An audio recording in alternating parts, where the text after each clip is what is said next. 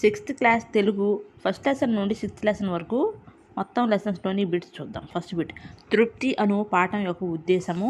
Answer, సాటి మనుషులు తృప్తి సంతోషం కోసం పనిచేయడంలోనే నిజమైన సంతోషం తృప్తి ఉన్నాయని ఈ కథ ద్వారా తెలియజేయడం ఈ పాఠం ఉద్దేశం. నెక్స్ట్ బిట్, సమయస్ఫూర్తి అను పాఠం యొక్క ఉద్దేశము. ఆన్సర్, ప్రపంచ ప్రసిద్ధి చెందిన కథలు పంచతంత్ర కథలు. మొదట సంస్కృత భాషలో విష్ణు శర్మ అనే పండితుడు ఈ కథలను రచించాడు. పరవస్తు చిన్నయసూరి తెలుగులోకి పంచతంత్రాన్ని నీతి చంద్రిక పేరుతో అనువదించాడు. ఏ కాలంలోనైనా మనుషులకు నీతిని ఉపదేశించే అద్భుత కథలివి. ఈ కథలను పరిచయం చేసి వాటిలో విలువలను విద్యార్థులలో పెంపొందించడం ఈ పాఠం ఉద్దేశం. నెక్స్ట్ బిట్, అమ్మ ఒడి అను పాఠం యొక్క ఉద్దేశము. ఆన్సర్, అమ్మ ప్రేమను గొప్పతనాన్ని తెలియజేయడం. నెక్స్ట్ బిట్, మా కొద్ది తెల్లదొరతనం అను పాఠం యొక్క ఉద్దేశము. ఆంగ్లేయుల పాలనలో భారతీయులు ఎంతో కష్టం అనుభవించారు.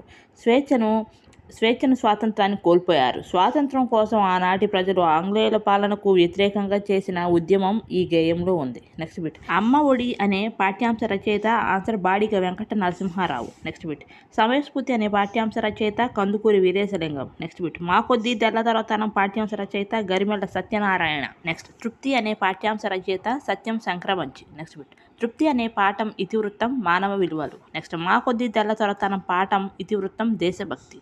నెక్స్ట్, అమ్మ ఒడి పాఠం ఇతివృత్తం తల్లి ప్రేమ. నెక్స్ట్ బిట్, సమయస్ఫూర్తి అనే పాఠం ప్రక్రియ కథ. అదే మా కొద్ది తెల్లదొరతనం అనే పాఠం యొక్క ప్రక్రియ గేయం. నెక్స్ట్, తృప్తి అనే పాఠం ప్రక్రియ కథానిక. నెక్స్ట్, అమ్మ ఒడి అనే పాఠం ప్రక్రియ గేయం. నెక్స్ట్ బిట్, బాడిగ వెంకట నరసింహారావుకు చెందిన అంశాలు ఏంటో చూద్దాం. ఈయన 15/8/1913 నుండి 6/1/1994 వరకు జీవించారు. రచనలు: బాలరసాలు, పాలబడి పాటలు, ఆవు హరిశ్చంద్ర, బాలతనం, చిన్నారి లోకం, పూలబాలలు, ఋతువాని మొదలైనవి 17 పుస్తకాలు. నెక్స్ట్, వింజమూరి లక్ష్మీనరసింహారావు గారు రచించిన అనార్కలి నాటకంలో అనార్కలి పాత్ర ధరించి అనార్కలి నరసింహారావుగా ఖ్యాతి గడించారు. నెక్స్ట్ బిట్, సత్యం శంకరమంచి గురించి చూద్దాం. ఈయన 3/3/1937 గుంటూరు జిల్లా అమరావతిలో జన్మించారు. అవార్డులు ఏంటి అంటే, అమరావతి కథలకు 1979లో రాష్ట్ర సాహిత్య అకాడమీ పురస్కారం లభించింది.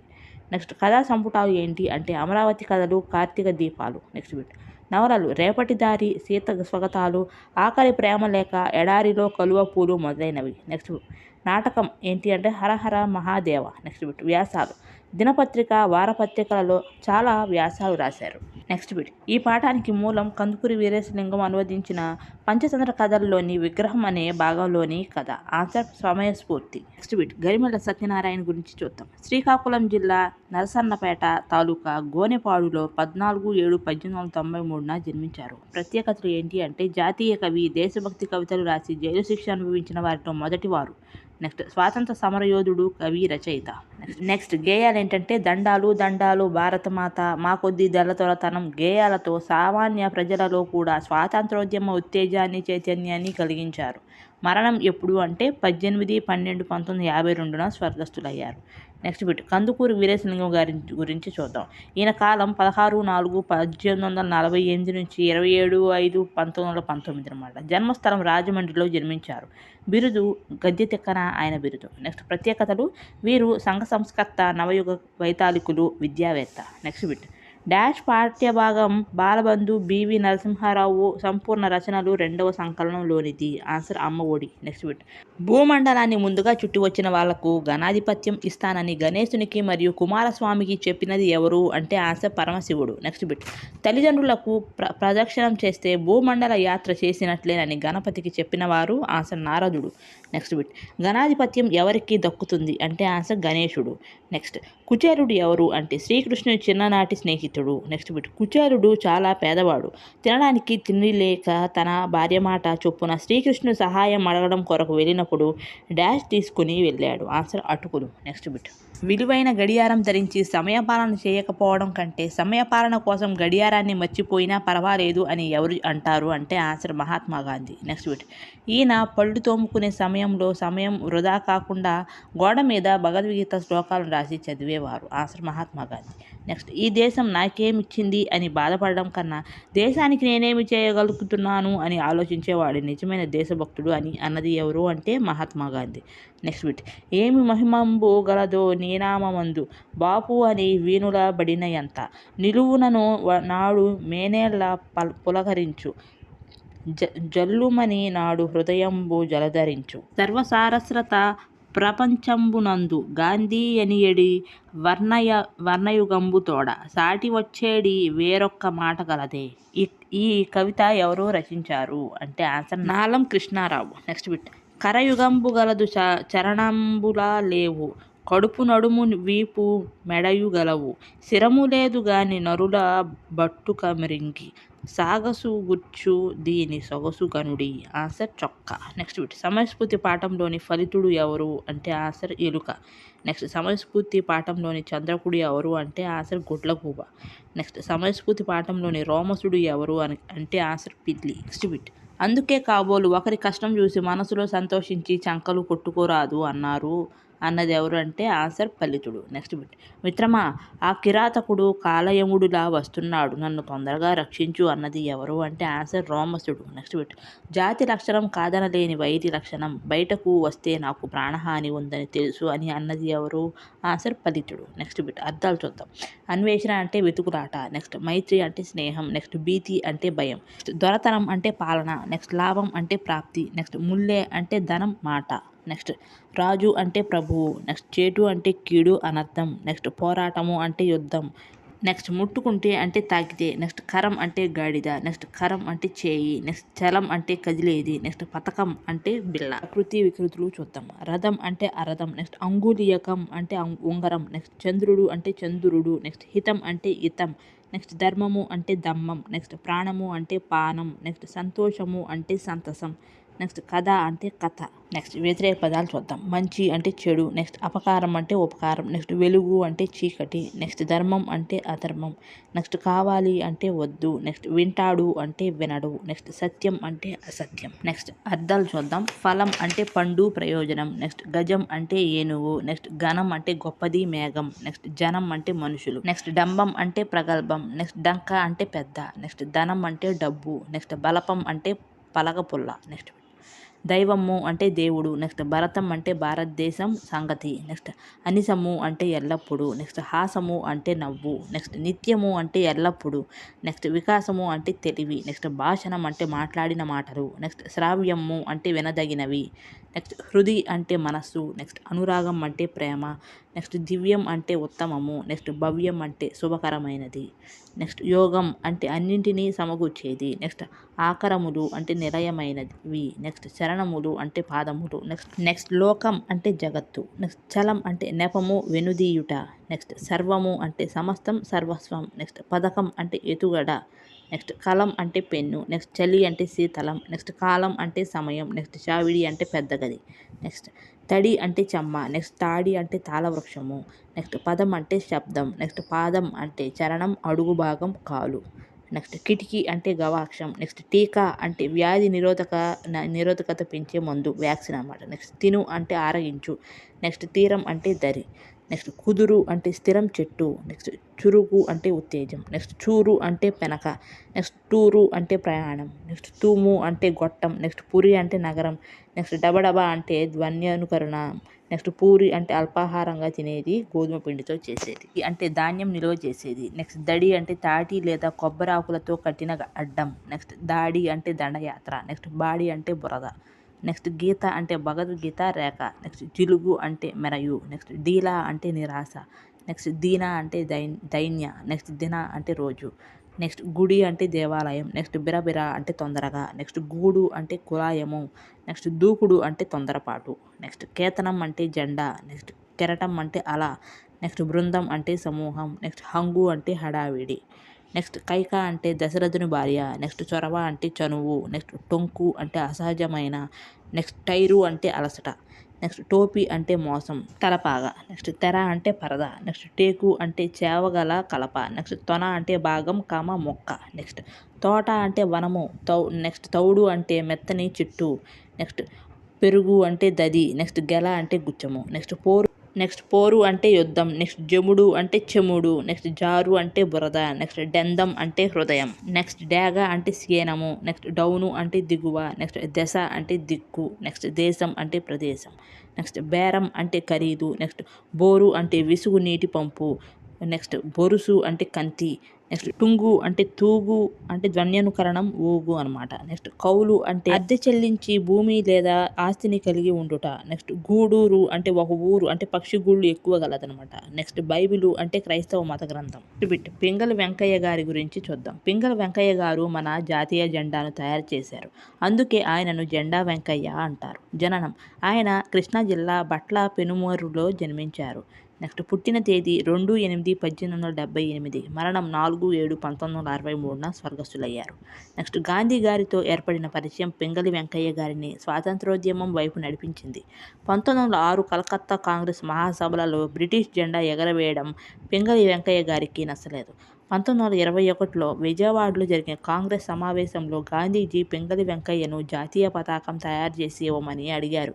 గాంధీ గారు అడిగిన 3 గంటల వ్యవధిలో జెండాను పింగళి వెంకయ్య గారు తయారు చేశారు.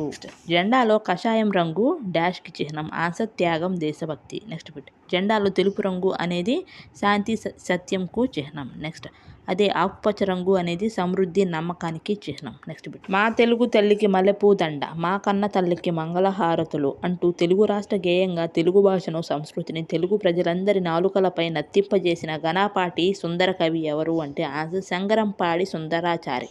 నెక్స్ట్ ఈయన రచించిన మా తెలుగు తల్లికి మల్లెపూ దండ అనేది మన రాష్ట్ర గేయంగా స్వీకరించారు. ఎవరు అంటే శంకరంపాడి సుందరాచారి.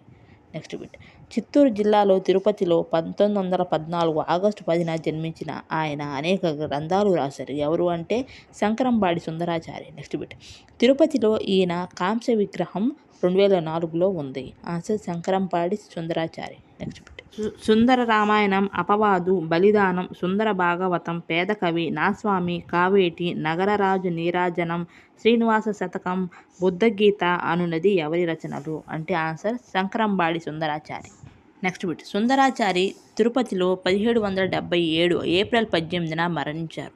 నెక్స్ట్ గురవయ్య, మహాలక్ష్మమ్మ అనువారు వీరి తల్లిదండ్రులు. ఎవరి అంటే ఆన్సర్ శ్రీ పొట్టి శ్రీరాములు. నెక్స్ట్ జాతీయ ప్రతిజ్ఞ రచయిత పైడిమర్రి వెంకట సుబ్బారావు. నెక్స్ట్ శ్రీ పొట్టి శ్రీరాములు గురించి చూద్దాం. మద్రాసులో పొట్టి శ్రీరాములు తన అమరణ నిరాహార దీక్ష ఏ రోజున ప్రారంభించారు అంటే 1952 అక్టోబర్ 19. నెక్స్ట్ 1952 డిసెంబర్ 15న రాత్రి 11:30 పొట్టి శ్రీరాములు మరణించారు. పొట్టి శ్రీరాములు మరణం తర్వాత 3 రోజుల పాటు జరిగిన ఆందోళనలతో నెహ్రూ గారు ప్రత్యేక ఆంధ్ర రాష్ట్రం ఇస్తానని ప్రకటించారు.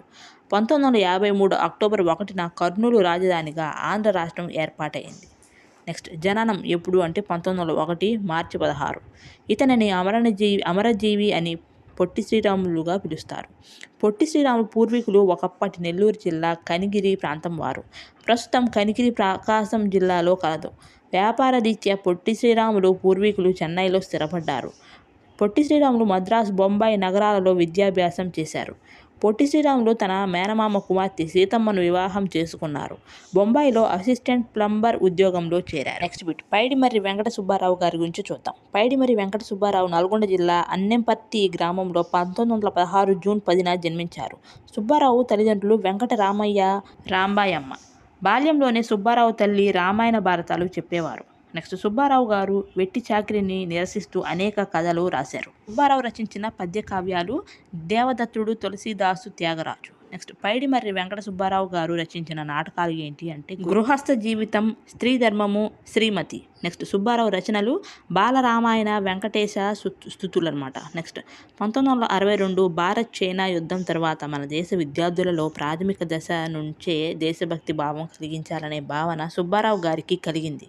భారతదేశం నా మాతృభూమి అనే ప్రతిజ్ఞ రాసి తెన్నేటి విశ్వనాథంతో చర్చించి ప్రభుత్వం దృష్టికి తీసుకువెళ్లారు. 1964లో బెంగుళూరులో కేంద్రీయ విద్యా సలహా మండలి సమావేశంలో మహమ్మద్ కరీం చాగ్లా అధ్యక్షతన దీనిని జాతీయ ప్రతిజ్ఞగా స్వీకరించారు.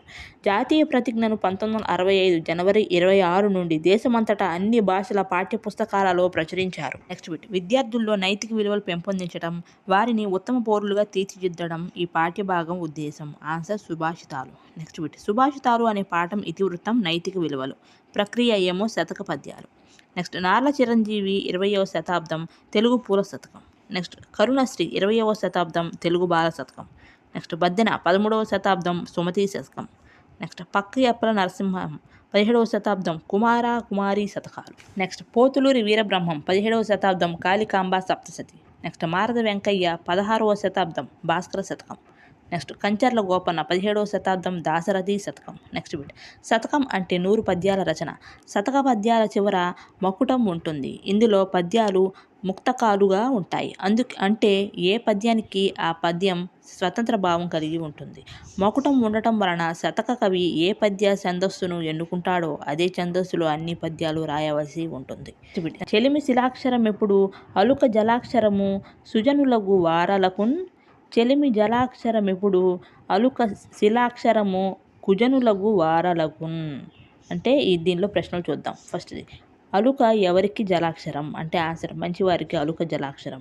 ఈ పోనిది అనే అర్థంలో కవి ఏ పదాన్ని వాడాడు అంటే ఆన్సర్ శిలాక్షరం అనే పదాన్ని చెరిగిపోనిది అనే అర్థంలో కవి గారు వాడారు. నెక్స్ట్ ఈ పద్యంలో ఏ అక్షరం ఎక్కువ సార్లు వచ్చింది అంటే ఆన్సర్ ఈ పద్యంలో లకారం ఎక్కువగా 12 సార్లు వచ్చింది. నెక్స్ట్ ఈ పద్యానికి శీర్షికను సూచించండి అంటే ఆన్సర్ సుజనులు కుజనులు. నెక్స్ట్ అర్థాలు చూద్దాం. అంబుది అంటే సముద్రం. నెక్స్ట్ సిరి అంటే సంపద.